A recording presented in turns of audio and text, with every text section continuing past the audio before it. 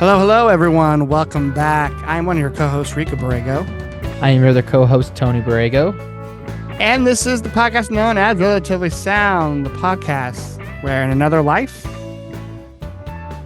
this podcast maybe wouldn't exist, but fortunately for you, it does. Today, Tony and I are back to our Album for Album series. Last month, we kind of derailed a little bit. We did some new type of episodes where we both listened to albums we've never heard, but we are back giving each other albums for this month. And for this month, I have given Tony an album by Mark Stoermer titled Another Life. And for those who maybe don't recognize his name, Mark Stoermer is the bass player for the band The Killers, who are one of my favorite bands of all time. Probably one of my first favorite bands when I really got into music when I was younger. And yeah, Mark Stoermer has released 3 solo albums, and Another Life is his first one, released in 2011. Now, Tony, obviously, you and I have talked about The Killers before on past episodes. I'm curious, just when it comes to bass playing and when it comes to Mark's bass playing, what do you make of it? I make of it as someone that plays for the song, but knows how to put in some fun stuff that's interesting. I think from what I've seen, I'm not super familiar with the Killers' like recent albums, but I definitely think like you kind of hear some of their earlier stuff, and I think it's kind of a little more intentional. Like, oh, here's a sick part, and then kind of as the band progresses, it's a little more functional. But I always appreciate his playing. I love his tone. It's like pretty thick and compressed, but in like a good way. And as a bass player, I do really appreciate him. Yeah, and I will say his bass playing on especially the first 2 Killers albums, it's pretty phenomenal. Like you said, it's like not every song is it totally jumps out at you, but it's like always perfectly in the song, playing for the song. But on those first 2 albums, like every bass line, you can clearly hear like it's his bass is always mixed nicely. I will say, like Day and Age, the band was just playing a little bit more different styles than their first 2 albums. So some songs like Joyride and This Is Your Life had very clear bass lines, and then other songs like Human, the playing was a little more simple, I would say. Not in a bad way, just more simple. And then like every album after, Battleborn was like the last full album he did with them. And then after Battleborn, every album since, him and the guitarist Dave Kooning have been back and forth in the studio. Like they've been like, there's some albums where Dave only does a couple songs on guitar, and then there's a couple albums where Mark's only on a couple songs. So, and since Battleborn, neither of them have been touring with the Killers, like permanently. Dave's only been Mark hasn't performed with them like in a tour since Battleborn. He's done a couple of special shows with them, like I think, what would it be, the 20th anniversary, 15th anniversary of Sam Sound. They did a couple shows where they played the album back front to back, and Mark did that show with them and Dave. And there was a charity show where he played with them. But other than that, like Mark had one of the reasons. There's many reasons why he decided like he didn't want to tour as much as they were. There was a pyro incident where like fireworks or fire, like I think it like blared right next to his ear. Like it went off at the wrong time, and he was standing right next to it, and it gave him some long time hearing damage. Wow, that's a bummer. So, and the band was just torn so much, and I think he like was wanting to go back and finish up with like school, I think, or I remember there was like a certain reason why he was like, he wanted to take a break.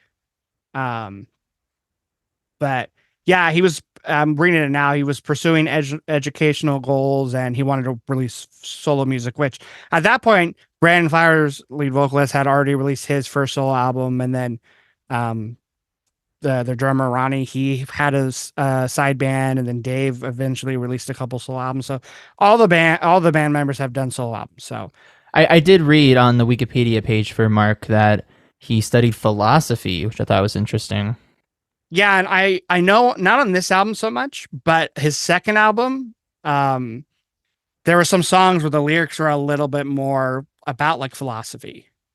Okay, that's cool. And I think on the third album, musically and lyrically, I never listened to that album in full, but he definitely was doing more experimental things with the lyrics and the music. But Another Life is kind of more of a straightforward album, and I gave it to you because it's not an album a lot of people listen to, unfortunately. You know, like even though the Killers are a huge band, Brandon Flowers, his couple of solo albums did fairly well, but even then, his solo albums never reached the heights of the Killers' music, and Mark's album didn't reach the height of Brandon Flowers' solo music. But I remember hearing this album when it came out. He actually, the day it was released, it was a free download on his website, and I remember downloading it and putting it on, putting it on my iPod Classic at the time, morning of before going to school, and then walking outside. I don't know what time of year it was, but probably around this time of the year where you walk outside and it's at like 6 in the morning and it's like pitch black. And I remember walking to the bus stop, putting in my earbuds and listening to this album. And I loved it, even though to me it doesn't really sound like the Killers. And that's why I think I was just curious. I'm like, is this album going to sound like the Killers? Brandon Flowers' solo album kind of had hints of the Killers with this, and I didn't think it did, but I've learned to enjoy it over the years. And I like, well, this is going to be a deep cut of an album to give Tony. You know, it's not like a Tom Petty album or a Bruce Springsteen album. So I'm curious what you thought of it on your first listen.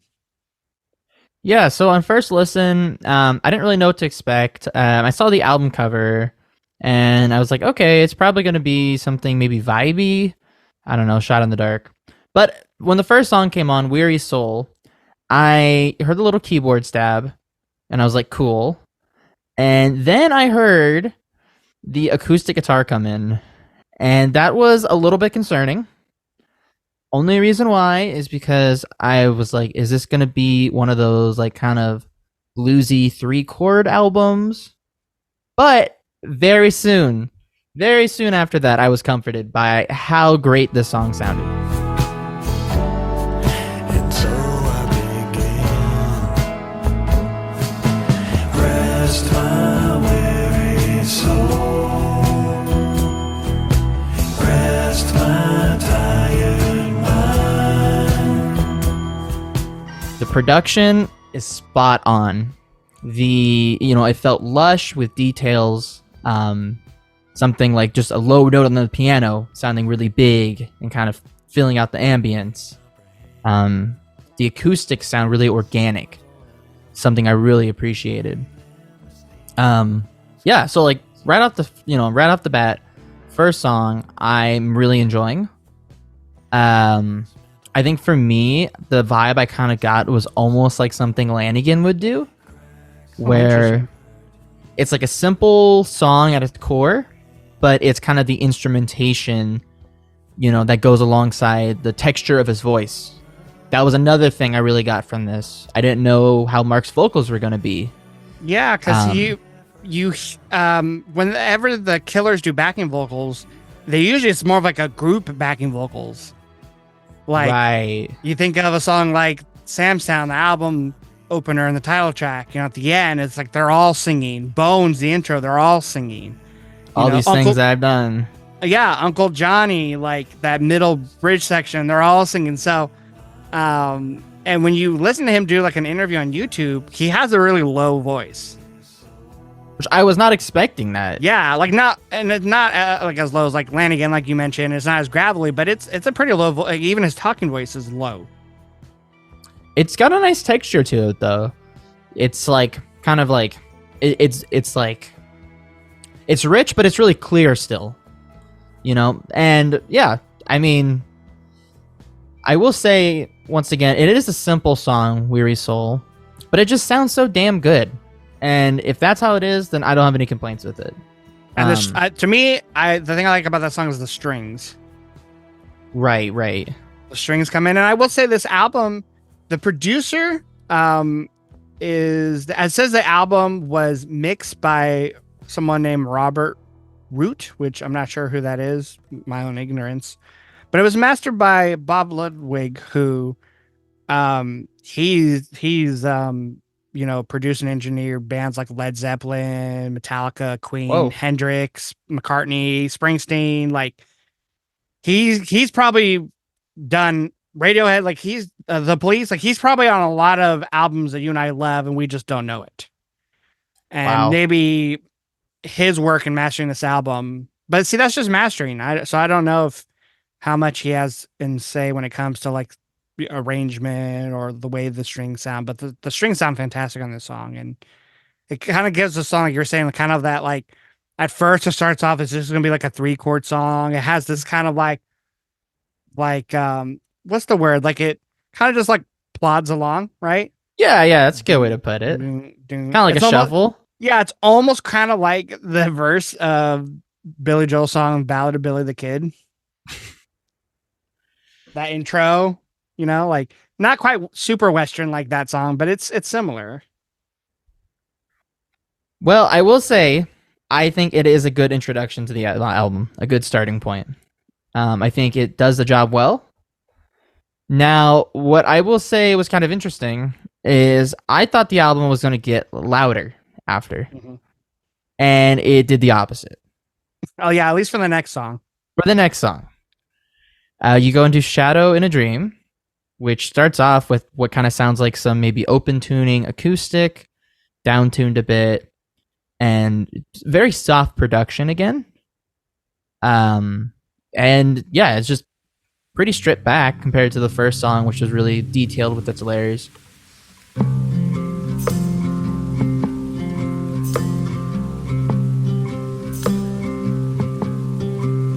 Life moves so quick when you forget to take a look around. But Maybe some more it's Lanigan kind of now that you mentioned Lanigan. yeah. I can It's see that. it kind of reminds me of No Name Number 5 from Elliott Smith, you know? Okay, I know that one, but off the top of my head, I'm like not. Because it starts off with like the low singing with like the detuned Yeah. acoustic and stuff. But yeah, How different? Like, what do you have a stab of what the tuning is on that song? I'm curious. You think it's top of just my like head, down half a step, maybe like double drop D or something. double drop G. Okay. I could see that. And I will say something that I always look forward to, like when I hear someone like a singer or a bassist do a solo album, is how good can they play guitar? That's always like a fun little thing to see. And all the acoustic playing on this record, I assume Mark does. Well, so with this album, he recorded this album with the help of a couple people from a band called Howling Bells and someone else from another band as well. But when you look at the credits, he is credited for vocals, acoustic guitar, bass, keyboard, percussion, and harmonica. And now that I'm looking at it, oh, actually, you know what? Wikipedia gives me a rundown for every song. So that was just for Weary Soul. So yeah, Weary Soul, Oh, damn. he played everything I just listed. That was Mark. He had someone else do drums on that song, and he had someone else do electric guitar, piano, synths, and percussion. Shadow in a Dream, he does the vocals, acoustic guitar, and percussion, and then someone else just does the tambo. So that song is almost entirely him, at least Shadow in a Dream. Wow, okay. Well, that's pretty awesome to hear. So you think he plays guitar well, is what you're saying? I do, yeah. I think he's quite the competent musician. Yeah, and I will say with Shadow of a Dream, it's probably in a dream, excuse me. It's probably one of the only songs that I think I actually am kind of interested with the lyrics.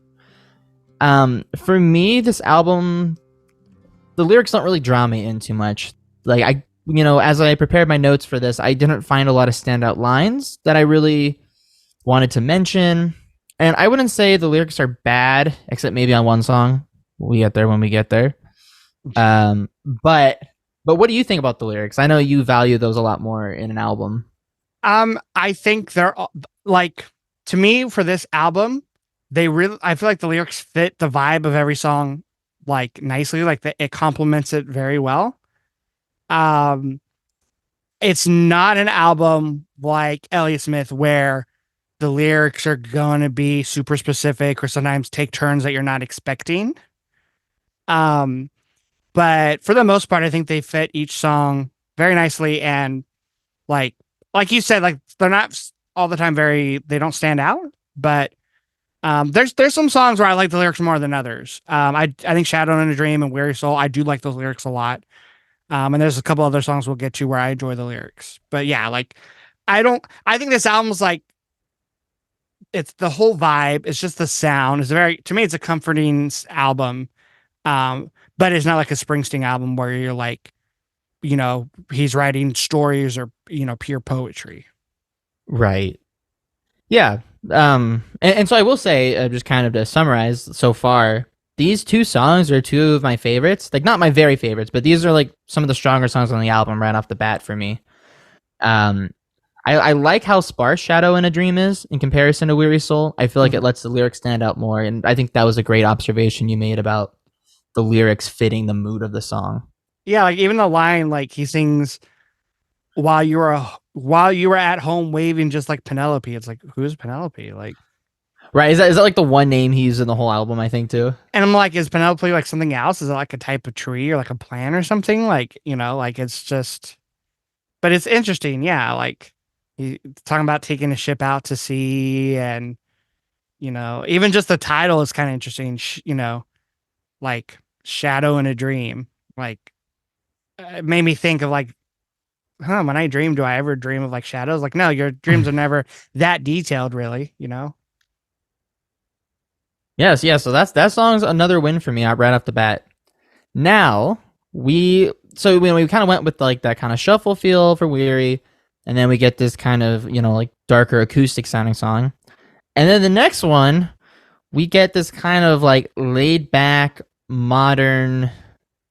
I don't even know how to go about explaining the vibe, like because you got like the slide guitar, these acoustic melodies, laid back drums. Did I even say what the song is? Everyone Loves the Girl.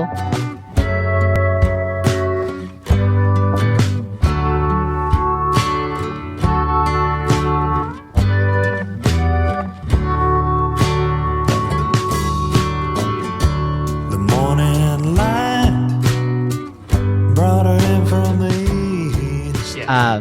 This one for me, I liked it. I thought it was pleasant and short and sweet. But the more I hear it, the more I actually think it's one of the better songs off the album. It's weird. This one, I believe, if I were my memory, if I believe in my memory, I think this song was released as the first single, and like the only single. I think before the album was released, like that's how people like Killers fans knew he was releasing an album, because he's like, here's a song, I'm releasing an album like in a couple weeks, and. Again, I was like, oh, I was expecting it to be like sounding like the Killers. The bass is going to be crazy. And no, it's just kind of peaceful little acoustic song that should be like in the background of like an indie film. Right. But it's cool. Like and I think on first listen, there's other songs on the album I preferred over it. But yeah, it's whenever I hear it on the album, I always really enjoy it. And I'm like, this is just a nice. And it's again, the lyrics are they're kind of like, they're very light and they're kind of heart-filled. Like he's singing about this girl that like just everyone loves. And again, there's some lyrics where he's a little specific. He talks about her being far away from her home in Clark County. And I'm like, where is Clark County? It has to be a real place somewhere. That's fair.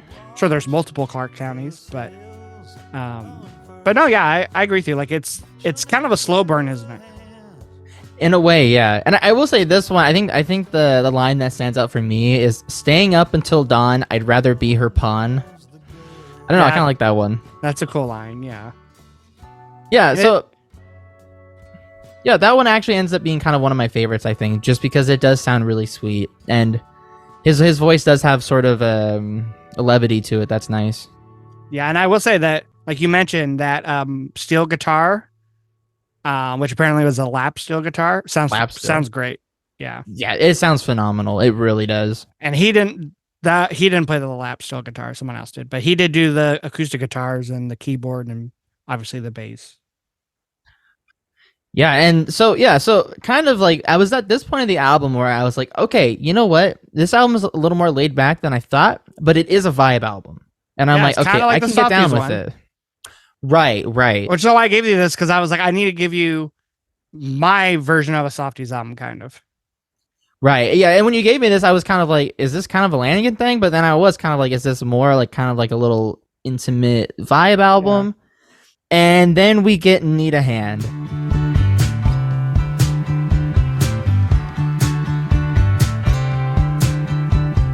Making a trip that he can't do alone. Wanting someone to share his throne. Needing a lover and a companion to take the train from Williams to the canyon. Taking the train from Williams to the canyon. And then as soon as I heard it, I was like, okay, this is a Rico type of song. This is going to be Rico's favorite off the album. And let me guess, it is. It's hard. It's like one or two, yeah. But it's the one where it's probably my, like, I think 5 years ago, if you'd asked me, or even, 11, in 2011, if you were to ask me when I first heard this album, there was a couple others I liked more, and we'll get to them. There was two other songs I probably had preferred. But nowadays, whenever I spin this album, yeah, this song comes on and I'm just immediately tapping my foot and I'm smiling and I'm like, yeah, this song, it just fucking rules. Yeah, and it has that. It starts off with the bass. It's just like boo doo doo You're doo like, doo. Which yes, Mark can play bass. He's a bassist. yeah, he's got that great bass tone, and it's just a catchy song. It like it doesn't have like a crazy structure, but it flows really nice between the parts. Yeah, because there's like, I don't know if it's like a post chorus where like there's that electric guitar that comes in. Where it's very, I don't know what like it has a very, at times it almost sounds like it's being played backwards. Yeah, yeah, the reverse guitar. That's right. Is it? Yeah. Is it reverse? Yeah, okay. It does sound like it. It's done very well. So there's moments in the song where you get the full instrumentation, but then for some of the verses, I think the last verse, he strips it all back and it's just the drums and bass and vocals. Right, right. Which gives it a really nice, kind of, like you said, it makes the song formatting fresh. Yeah, it's if you think about it really objectively, it is a pretty dang simple song, but there's a lot of details in the instrumentation with the keys, with the dynamics, like you just mentioned. I think really like my only critique is when he says canyon. Sometimes he pronounces it kind of funny. Well, I think when I recall listening to him doing interviews, I think he kind of has an accent, or he used to. Oh, okay. Yeah, like I think he's. Let me not sound like an idiot. Okay, so he was born in Texas, but his father was German Australian. Oh, and I think that he kind of almost has an accent that's like a combination of German, Australian, and Texas in a way, in a weird way. So maybe that's where you're getting it from. But speaking of the lyrics, I really like these lyrics on the song. Like the chorus is just simple. It's taking a train from Williams to the canyon. Again, another kind of geological reference that I don't necessarily know, where's Williams, where's the canyons, but it's simple, but it's very catchy. It's stuck in my head. Okay, I will say, as we are kind of talking about the lyrics a little more, okay, maybe I was a little harsh with my blanket statement. He sings about going down to the Methodist church, which I think is kind of interesting. And if I heard this song without any lyrics and you were like, hey, this song, it's about a train or something like that, then I'd be like, okay, yeah, that checks out. My favorite lyric for some reason, and it's just the way it rhymes and the way he sings it, when he sings the phrase, for 60 years they'll never part, spending the time perfecting the arts. Like, I don't know why, I just like that rhyme and I like the way he sings it. And then like at the end of like every verse, he sings all right, like right after the last word in the verse. Yeah. And it kind of just adds a little like kind of attitude and personality to the song. Because the song is like, it's a little groovy. Like it's up to this point, like the fastest song on the album. And it's smooth. It's very smooth too. The production is very smooth. Yeah, I think that's kind of cool. You mentioned the all right, little ad libs and stuff. I will say, I think it was at this point in the album too that I was kind of like, okay, cool. He is gonna like be singing the songs differently for each song. You know, sometimes you get like a guitarist that does a solo album, and the vocals are very much like, you know, hey, these are the songs I wrote. Let me just sing them. Yeah. But here he does sound like he's singing for the song, which is cool. You know. And again, on this Wikipedia page is right, which I'm thinking they probably just copy and pasted it from the actual album credit booklet or whatever. He did all the instrumentation on this song except for the drums and percussion. Wow. Okay. So he did the backwards guitar. There's also a Wurlitzer piano, I guess, on this song too. Oh. So yeah, I'm glad you like that one because I'm like, okay, if he doesn't like this song, because I kind of had a feeling you were at least gonna like the first two songs on the album because I'm like, they're kind of Tony songs. Like, okay, maybe not the beginning of Weary Soul, but like by the end of the song, it's kind of a you song, and then I'm like, Shadow Dream is kind of a Tony song, but I'm like, everyone loves the girl he might not love, and then I'm like, but like if he doesn't like need a hand, I'm like, he's not gonna like probably this whole album. Right. If he doesn't like it, then he's insane. Yeah. So yeah. So far at this point in the album, I was pretty pleased. Yeah. And so then we get Amber Bow. Is that how you pronounce it, you think? Or I was gonna say Bow maybe. Oh, Bow. Yeah, that makes probably a little more sense.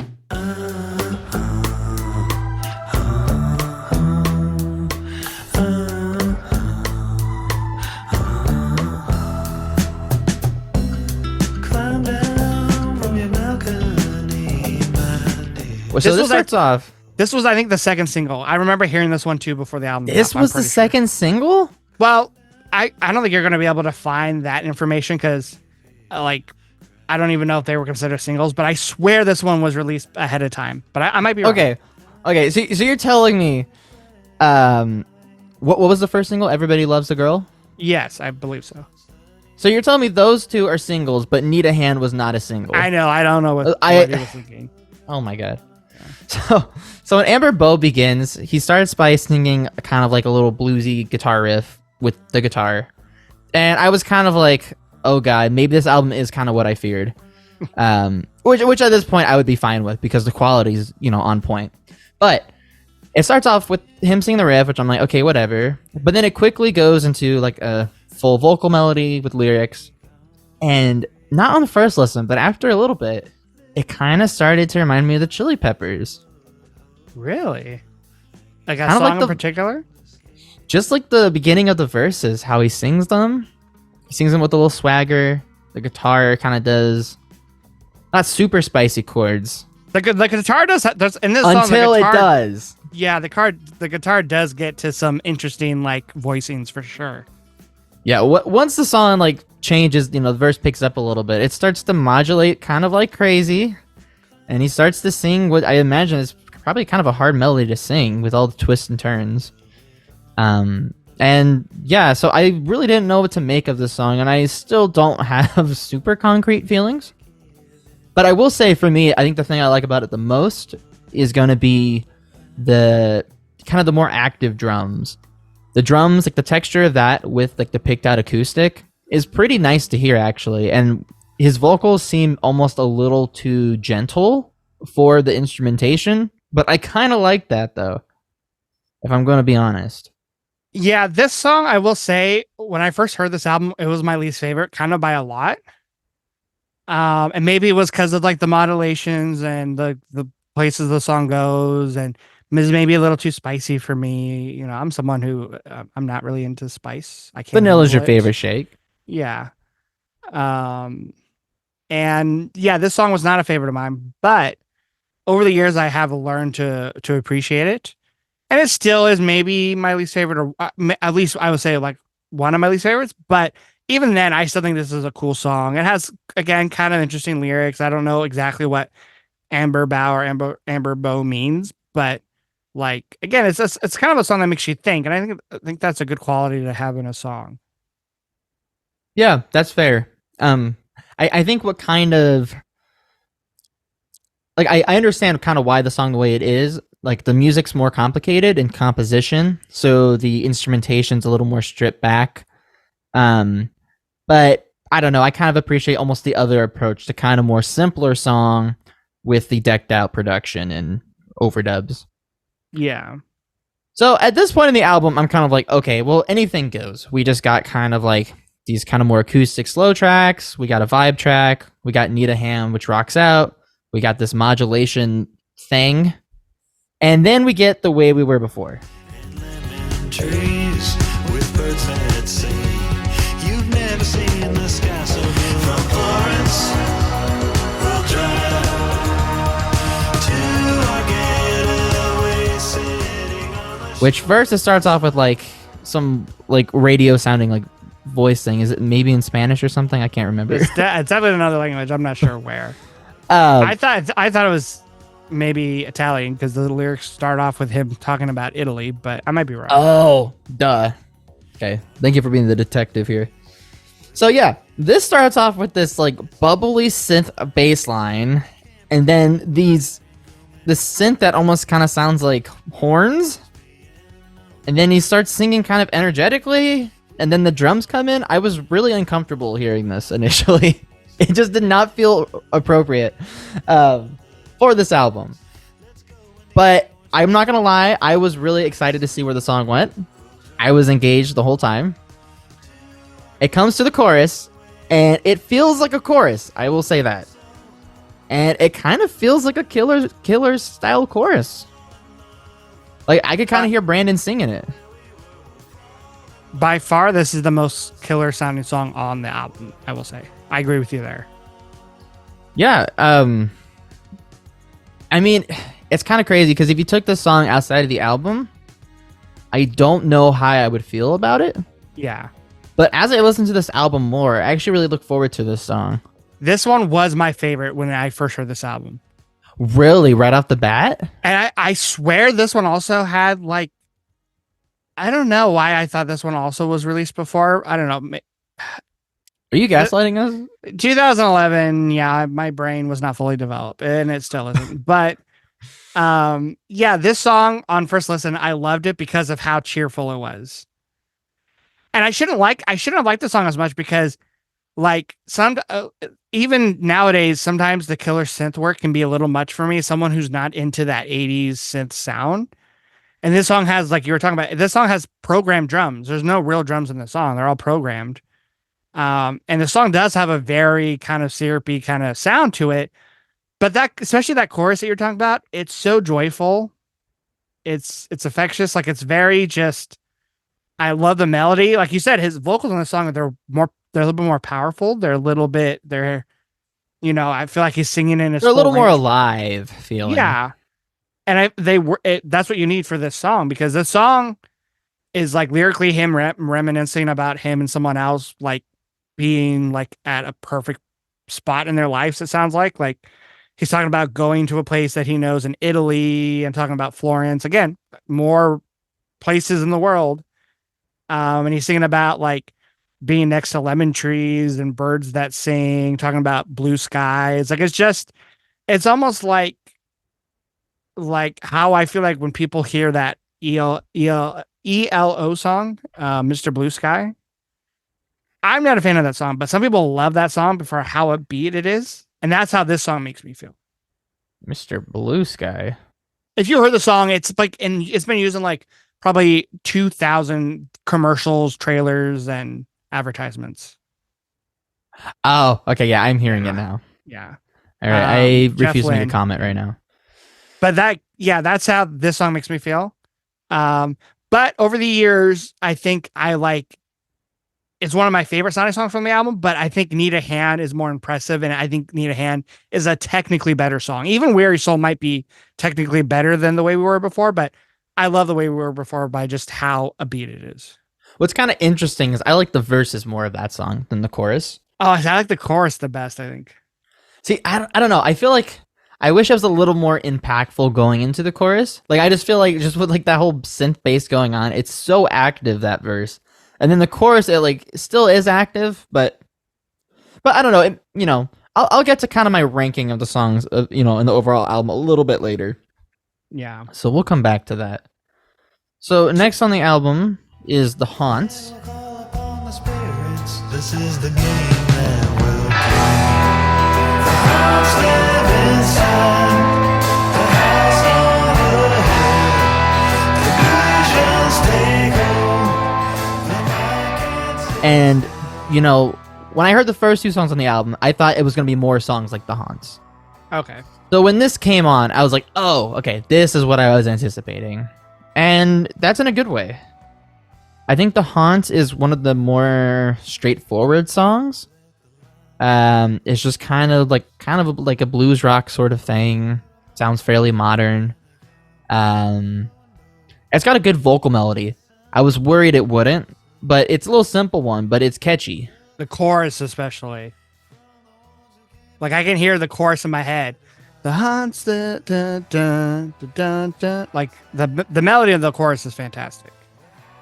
The verses it's a little bit wordier, like lyrically, so it's a little harder, I think, Right, and I think this is on the album, like some of the highest singing we've heard yet is on this chorus. Yeah, and I swear, are there like there's no other vocals accredited to this album but him. But oh, that's not true. Actually, in the next song, there's vocals from the guitar player. But this song, it does not have additional vocals. So I don't know. Do you think he's like doing his own harmonies and stuff? Yeah, I guess so. I will say. Oh, you go. So I say when there is like harmonies and stuff, like they're very succinct. Like his voice is very rich. I was gonna say, I think A Shadow in a Dream. I was just listening to it yesterday with these nice headphones, and like I think he's like double tracked, and they're both pan very far left and right, which gives it a really like intimate kind of feeling. Right, kind of like he's right in your ear. Yeah, where like it almost gives me like goosebumps because it's like, like if someone like whispers into your ear like ASMR, it's like, oh God, people love that. I don't, because I don't like the way it makes me feel. And if you start tapping the mic with your nails, I'm gonna end this call. Thankfully, I don't really have nails, so. But yeah, I really like the song. It had to grow on me a little bit, but I do think the lyrics about basically like a haunted house really fits the music of the song. Right. Something about the song too is that like it kind of captures some of the earlier vibes on the album.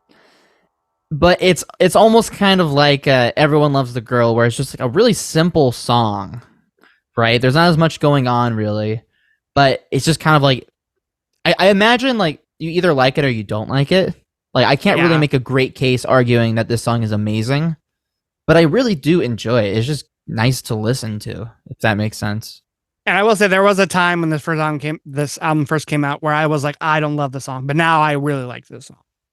Like, a lot of the guitars have, like, really nice sustain. Some of the... I don't want to say effects in the background, but, like, some of the overdubs that, you hear are kind of a little haunting. Cool. Yeah, and it's haunting, and I like the bridge in this song. Like, the part where, like, his vocals kind of go higher and higher, where he's like, you will believe, you will see. Like, again, it's like, like, he's... Brandon Flowers' solo album, his first one, Flamingo, there's times where I felt like he was trying to show off like his skills when it comes to like melody writing and singing, and that what got him. But I feel like with Mark, he's like maybe a little more humble about it, or more shy, Yeah, it kind of reminds me too of Ben Shepherd's solo album, Bassist of Soundgarden, which I expect you to give me at some point. I know. I am waiting for the right time. Now that I've given you Lanigan, a more modern one, and now that you've given me this, it's kind of like, okay, let me give you my next card in return. So we get now to the next song on the album called No Time. If I had to guess, this is your least favorite.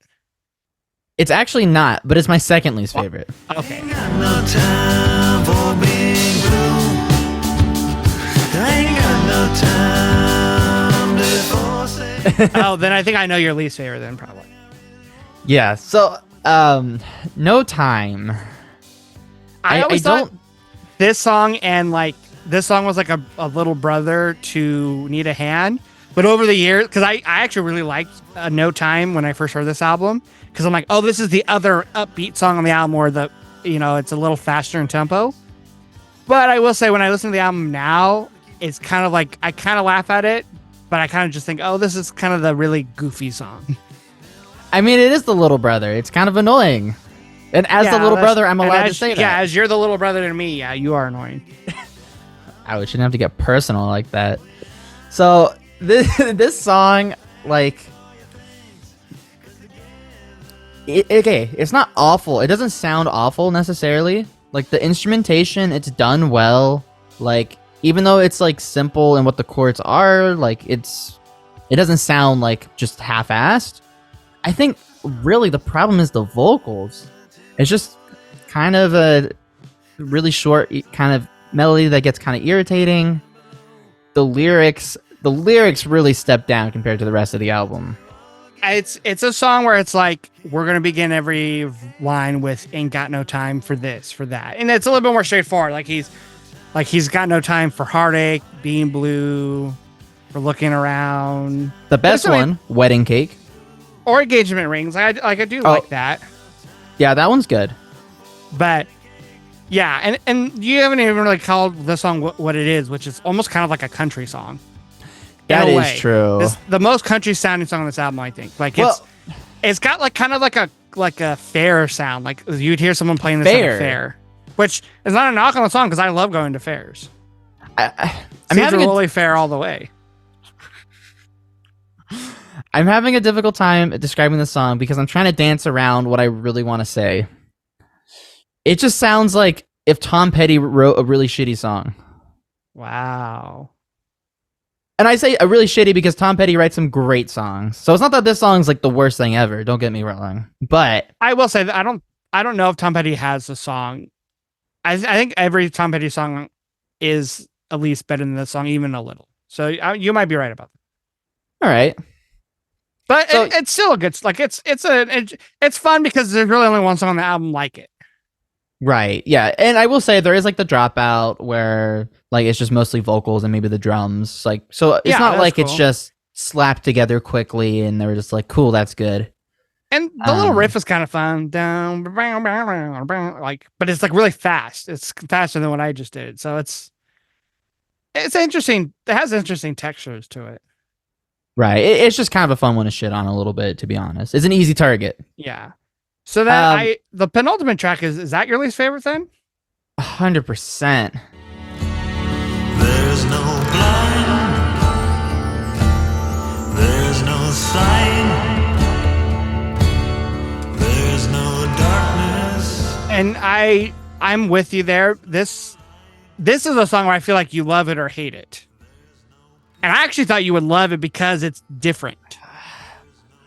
No. Because if I wanted to hear a song like this, I would just go listen to Shadows in the Dream. Or Shadow in the Dream. I always mess up the title. Because it tries to do that dark brooding thing. I like the haunts a little bit too. Okay, yeah, I could see that. It's darker. It's darker, but it's too slow. Like the chord progression's nice. It's an interesting chord progression. There's some dissonant chords there. I mean, there's a little something funky going on. Yeah. No, but I think my problem for it is that it's just really slow and it's a nice chord progression. But if you're going to do something like that, then you need lyrics that really grip you, in my opinion, or that maybe have some nice imagery. We've heard him talk on this album about places, the haunts. But on this one, it's just like the last song. Every line starts with, there is no. And then, blank. There is no sun. There's no rain. There's no darkness. There's no light. There's no peace. There's no... it's... Like, I feel like anyone could have just written this in, 5 minutes. And I'm not saying that a song needs to be impressive lyrically. And I'm not saying he didn't go for it, but... I'll say a majority of the songs, and probably right now, the top Billboard 100 songs, have lyrics worse than this song. These lyrics are just not super imaginative, but they're not bad. Right. I mean, they're not bad, but... This song, though, has a very interesting bridge where that part of the song where the lyrics do change and, the music's kind of, rising and, the intensity a little bit. You know the part I'm talking about? Yeah, where it starts to sound more like a soundtrack for some, desert movie. Yeah, the song has almost I feel like a monk kind of sound to it. I don't know how else to say it. Yeah. Like a chant, like a Gregorian chant, but not rock. Yeah, I mean, it kind of has like the God. I don't have perfect pitch, but like harmonic minor sort of thing going on. Yeah, and the lyrics are like that bridge. They're weird. He sings Yama showed me separation spell, joys at the bottom of the well. Like, what is a Yama? Who is Yama? So okay, so my theory is that he wrote this song before he took his philosophy class, and then he took his philosophy class, and then he added the Yama part as the bridge. Yeah. I'm looking it up now. It's actually like a Hindu god. A Hindu god Oh, of death and justice, which now that whoa. I know that, the song does have like a death kind of sound. That's why I was saying like it has like a monk sound, but like in a like a dark way, you know. Yeah, it's really dramatic, which I appreciate. Like, I think dramatic can be good sometimes. Then what about that ending? That's the best part of the song. You get the freaking, what I believe is like the reversed piano key sound, like you hear at the beginning of Roundabout. Mm-hmm. You get that, and I'm like, okay, cool. And then you get like, I don't even know how you explain it. Like him just kind of like singing along to the piano, but it's like all filtered. He's singing about Lord of Love. So again, I think going back to this concept of the song being about the Hindu god of death. So is that kind of like the little afterthought, like the little gleam of hope at the end? I guess because musically the piano bit that we're talking about at the outro is in like a major key. It's pretty and it's soft, where the rest of the song was dark and kind of brooding, you know. Honestly, I kind of wish we just had maybe like a two-parter song. Like the first half was dark, or maybe just the intro was like that, and then you switch to an extended bit of that happier section. Fun fact that I just learned now: this song has a credit in it for a bird sound sample, courtesy of Rhett Boswell, wildlife biologist. Oh wow, okay, Must be at the very end of the song during the outro. I think you can like hear birds. okay, that would make sense. Kind of more of an atmospheric song, I feel like, but like it doesn't go far enough, I think, for it to be like whoa. But yeah, it feels like less of a song, more of like a statement. And his second album has more moments like this, and I think his third album has even more moments like this, which is why this is by far my favorite of his albums. Okay, yeah, that checks out. And on that note, thank you for giving me this one. Then you Yeah. so you wrap this up with the title track. We know it's wrong.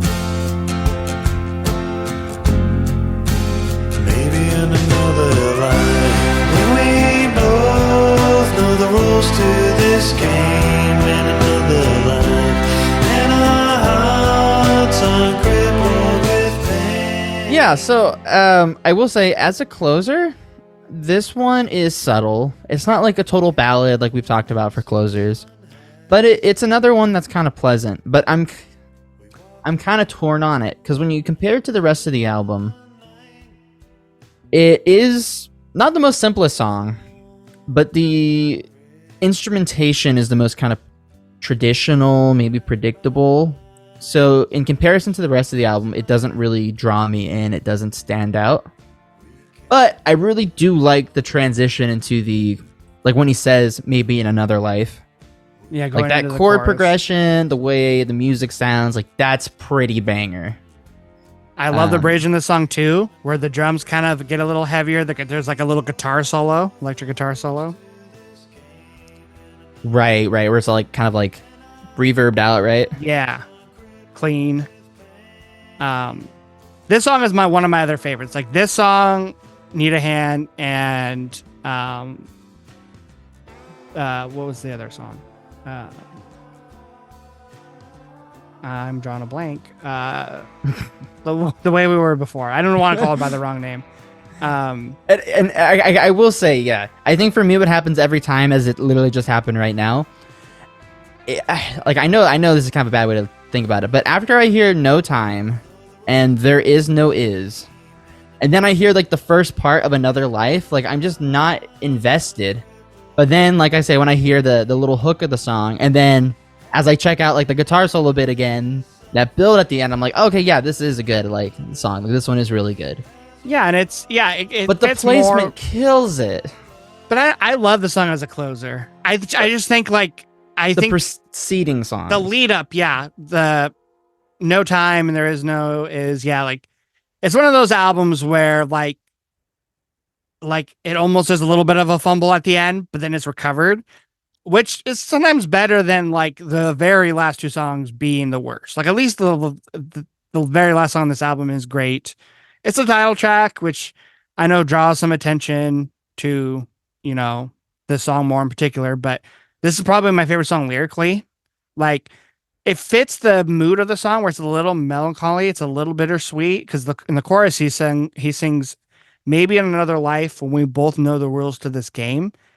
And it's very simple lyric, but I just like the way he sings it. Like it's a matter of fact. Like again, it's like he's singing to someone else about like, and it like I just like the idea of a song where you're kind of thinking about the what ifs. You know, what if we lived in another life where we already knew everything we know now? You know.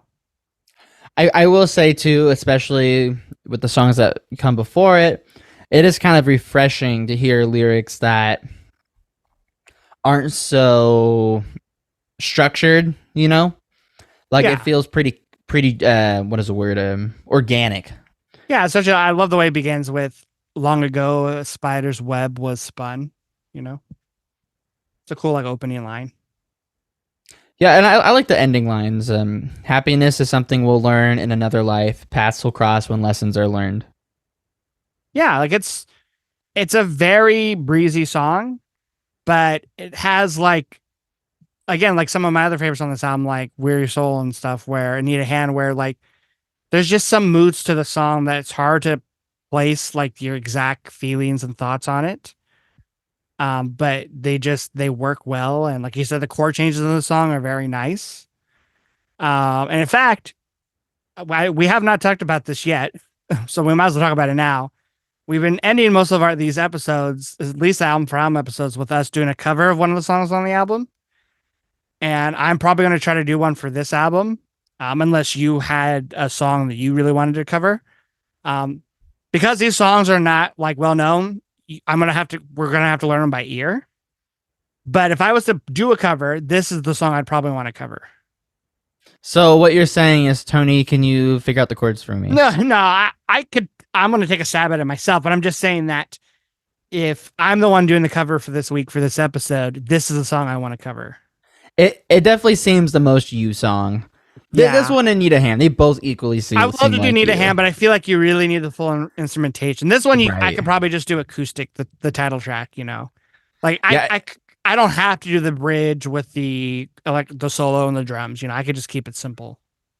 And I will say something that is kind of stands out about this song is it is like, because I think in the other songs when there's like a solo, the music underneath it doesn't change too much. Where this one goes into like a whole different progression. Yeah, the Doesn't the bridge is descending actually a bit. bridge. Yeah.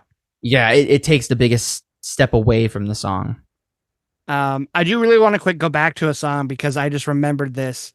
When you texted me earlier this week, you said that Amber Bow had reminded you of another song. Do you want to tell the listeners what song? Because I don't even know what song it is. Why don't you tell them? So it is a song, I believe, from the 70s by JoJo Gunn called Academy Award. And in the chorus, they sing words. But the way it's sung with like the piano guitar riff, which kind of reminds me of the intro bit, where Like he's singing with the acoustic riff. That part. Na, na, na. Right. Yeah, so it just reminded me of that. And it doesn't sound like a copy, obviously, but I don't know. I heard that and I was like, Maybe it was inspired. I don't know. I could see him having some out there music taste, like being into bands that aren't as popular as, you know, the Beatles and stuff. Yeah, he's a huge Petty fan, yeah. No, I don't know. Well, Brendan Flowers and Ronnie Vannucci are. They've covered a couple Tom Petty songs before. Which ones? Well, now that I say a couple, I think is only one, but they've done it. They've actually covered The Waiting a bunch of times. Oh, okay. They did it one time for like one of the CBS morning talk shows. And then they did that festival that Eddie Vedder puts on every year now. He's done it for the last couple of years. The Ohana Festival. And they covered The Waiting and brought Eddie Vedder on stage and they did a duet. Oh, wow. Okay, cool. I'll have to look that up But later. again, this was recently and Mark was not there at that show. Bummer. You're only going to recognize Ronnie and Brandon. That's it. All the other people are their touring musicians who basically are like just members of the band now. Dang. Yeah. But so overall, did you enjoy this album? Yeah, I did overall enjoy it. What was kind of tricky with it was at first. So a lot we talk about on this podcast a lot. You know, we'll listen to these albums at work or while we're doing things, and then we'll also try to listen to it by itself. This was an album where I had a hard time figuring out when I wanted to listen to it most. And I think part of that is because there's kind of a surprising amount of variety, kind of an energy and approaches, while still being pretty succinct, very collected. But kind of laid back at a lot of the times too. Right. So kind of like the highlights for me, like were like listening to this in the morning on my way to work, hearing like Weary Soul, Shadow in a Dream, Everyone Loves the Girl, and then by the time the coffee starts to hit, then you get Need a Hand, and yeah. So I mean, for me, what's kind of sad is that the ending of the album kind of sucks. Okay. Well, it's just those two songs, but when this album's like 25 minutes, those two songs take up a large part of the album. Your least two favorite are back to back on an album. Yeah, that does suck. And then you don't even want to hear the closer after, even though the closer is really nice. But I probably just haven't appreciated enough because of the placement, which that's on me. Guilty. Yeah, no, that does happen. We probably could do a whole episode where we talk about albums where there's like a 2-song, closer that kills it, Right. Like you said, the fumble. Yeah. I don't think it fumbles that much on this album, but I see where you're coming from. So yeah, I mean, I will say my favorites definitely would be like in no order. Everyone Loves the Girl, Need a Hand, and I mean those two probably maybe my favorite, honestly. Everyone Loves the Girl, Need a Hand. Yeah, and then I mean the Way We Were Before, I kind of like just because of how it stands out on the album. Yeah, and I just really like when that verse comes in. It's really infectious. Yeah. Well, I mean, I'm glad you like it. Like I said, I kind of what did you think was going to happen? What do you think my reaction was going to be? My favorites, my least favorites?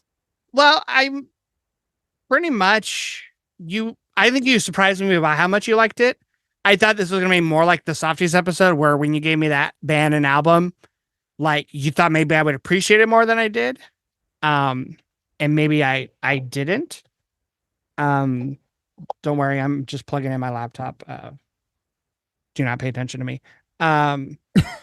But I am surprised that like you came away with it with actually like wanting to listen to it more and more. With me, with the Softies, after my like 3 or 4 listens, I was kind of like, if I don't listen to this anymore, I'm not going to probably gain anything else from it. So I it doesn't sound like this is like one of your least favorite albums I've given you, which is good. Because the goal isn't, the goal is it doesn't really matter. Like if you end up hating the album, it's still going to be an interesting episode. And there's still a reason why I gave you an album that you might hate. But, the goal isn't to try to give each other albums we're not going to like. The goal is to kind of actually try to give each other albums that we know the other person hasn't heard before, but that they might appreciate it in one way or another. Yeah, I think that's well said. And I think for me, even if I didn't like this album as much as I do, I think kind of what draws me in and kind of like the saving point is really just the instrumentation. Like it sounds like a musician that knows what he's doing. Yeah. I'm a sucker for that. Where maybe for the Softies record for me, I really liked kind of like almost the 60s style, like chord progression writing style. And I did like, the lyrical elements as well. Yeah. But yeah, it's kind of hard sometimes with the kind of the vibier albums because it's a little hard to objectively rank it. Where like you cannot convince me that like Darkness on the Edge of Town is not a 10 out of 10. Easy peasy. Which is I'm still shocked by that in the best way possible. And like if you were to say like, oh, for me this album is like a 7 out of 10, I would not. Even if you said it was a 6, I wouldn't like fight you on it. But yeah, if you were to say Darkness is 7 out of 10, I'd be like, you're wrong. Like I don't care if it's an opinion. Like objectively, you were wrong. But no, I'm glad you enjoyed this album. I guess the final question is, and I think we've been forgetting to do this for pretty much every other episode, but would you buy this on vinyl? I would. Is it likely I will end up acquiring it? Probably not.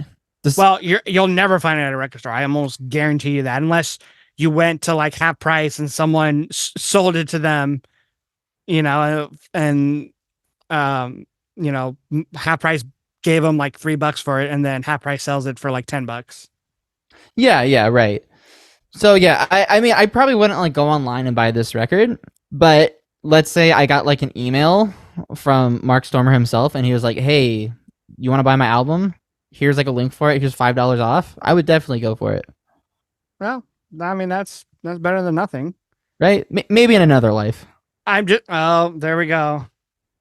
But I mean, that pretty much has to sum up the episode. But I'm glad you enjoyed the album. I'm glad you weren't just expecting it to sound like a Killers album, or at least I'm glad you weren't disappointed that it didn't sound just like. Honestly, that didn't even occur to me once. If this did sound like a Killers album, I think actually I would be kind of upset. I mean, I like the Killers. I really like some of their stuff. Just the fact too that like none of these songs have bass lines that are like as catchy as any of the other. There's no Jenny was a friend of mine bass line on this album, or This Is Your Life, or Somebody Told Me, like Daddy's Eyes. Daddy's Eyes. Yeah, there's no bass lines like that on this album, but it would be weird if there were, because this album is more, like you said, laid back. It's more of a singer-songwriter's vibe, and he's like, why does he have to prove that he's a great bassist? He does that in the Killers. He's going to prove that he's a great guitarist, vocalist, songwriter, But yeah, I think that'll do it for this episode. Why don't you go ahead and tell everyone what album you gave me for this month, the one we're going to be talking about next week. I am so excited for this. I am finally giving Rico his first Soundgarden album, Down on the Upside. And I was really torn. I was thinking about giving him Super Unknown because I think that's kind of like objectively the Soundgarden record. But I think we decided I've heard the album maybe once in its entirety a long time ago, but I've probably heard more than half of the songs a lot in my life. Like all the singles I'm really familiar with. So it just felt like it didn't feel right, I will probably give that album more of a listen now that I've heard Down the Upside. And we can maybe still do a video podcast episode on it in the future. But yeah, I think it's better you went with an album where I would only maybe recognize one or two songs. And I definitely think there's elements on the album that you would appreciate more than like the type of Soundgarden fans that love Super Unknown more, if that makes sense. No, I get you. But yeah, so stay tuned for that next week. Give that album a listen if you want to participate with us, and drop us a comment and let us know if you enjoy this Mark Stoermer album. And until then, we hope you take care, and you'll be hearing from us soon. Bye-bye. Long ago, a spider's web was spun. Nowadays, I feel with sorrow. Been so long since a song was sung. Can't keep living for tomorrow. We can go on. We know it's wrong. Maybe in another life, when we both know the rules to this game, in another life, and our hearts aren't crippled with pain. Now we can see the sun has set.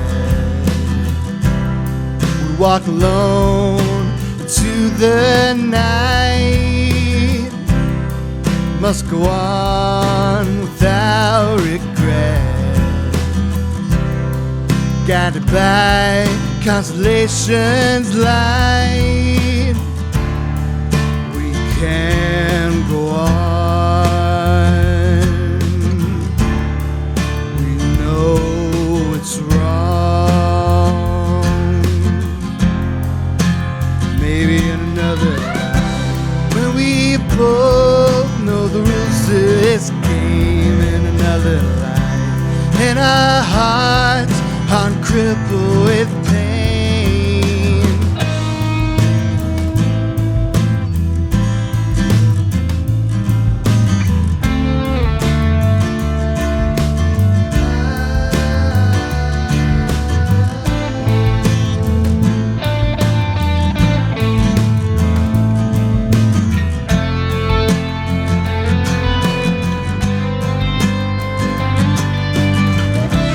When we both know the rules, this game in another life, and our hearts are crippled with pain.